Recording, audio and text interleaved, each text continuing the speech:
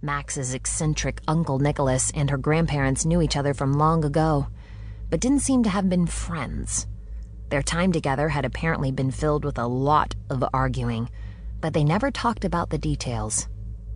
"I'm not coming down if he's coming over." "You'll come down, Grandma. Dad is cooking mutton. There will be pie." There was silence. "Pumpkin?" "Pumpkin," Alison confirmed. "All right, then," she said, like she always did. Later that night, Alison broached the topic yet again. "When did you two meet? It had to be way before Dad was born," she said, as her grandma was finishing off her second piece of pie. "It is impolite to ask a lady about her past," Grandma said primly. "You and your lady stuff," Uncle Nicholas said. He focused on the kids, a wicked grin on his face. He had long, wild white hair, and his hands were calloused from years of building. He had kind blue eyes, and Alison had always liked him. "Ask her anything she doesn't want to answer, and she'll say it's impolite to ask a lady that. It never fails." Grandma Dia looked like she was about to hit him. "That is untrue, and it's impolite to spread rumors about a lady." Then she turned redder as the rest of them laughed.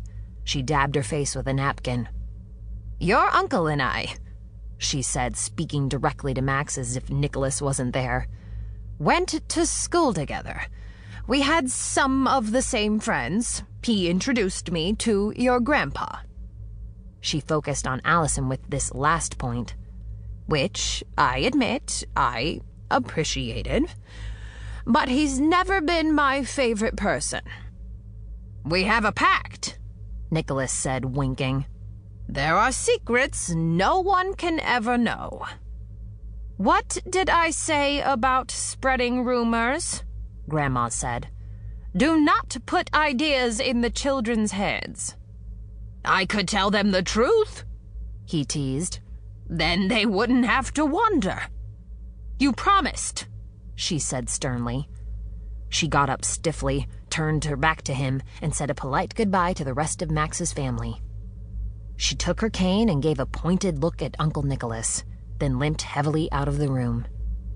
They heard her slow, plodding footsteps climb the attic stairs. "Your grandma holds a grudge like you wouldn't believe," Nicholas said, watching her go. He smiled as he said it. Max and Alison speculated, of course. Had they once been in love? Did he leave her at the altar? Were they secretly related? They tried to figure out what kind of cousins they would be if Max's uncle and Alison's grandmother had gotten married, but it was too confusing. "Doesn't have to be romance," Max said thoughtfully. "Maybe there was a cheating scandal at school and she covered up for him. Or she tore his blueprints and then he retaliated and shaved all her sheep." We'll probably never know, but I am sure that they were once best friends, Alison said. She'd seen the same amusement on Max's face when he infuriated her just for fun. Alison shook her head to clear it of the memory as she approached Max. He sat on the bridge in the hub, morosely swinging his dangling feet over the lava.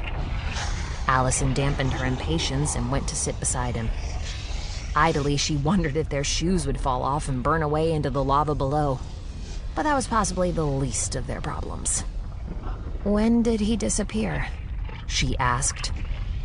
"Couple of weeks before your tree blew up," he said miserably. "Couple of weeks," she said thoughtfully. "You mean around the time you almost drowned?" He winced. "Yeah." "I can't believe how you knew all along who you were looking for and you didn't tell me. And why isn't the rest of your family here if he's missing? Why is this your job to do?" He sighed and hung his head. "You were right, you know. He's a terrible enchanter. It was his hobby, though. He loved it more than anything." "That's not..." she started.